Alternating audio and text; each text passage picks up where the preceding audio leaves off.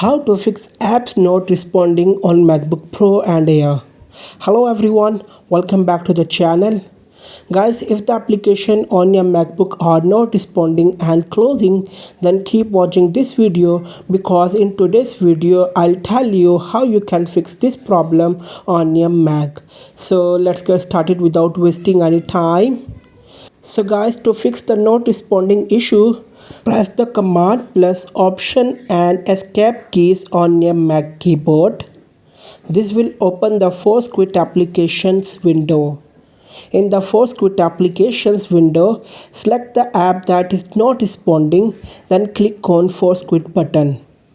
Tap Force Quit to confirm your action. This will close the selected app immediately. Now select the other application that is not responding and click Force Quit.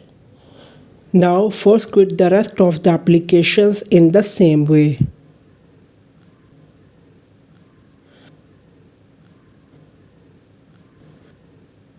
After force quitting all applications, restart your MacBook. The not responding issue will be resolved on your MacBook.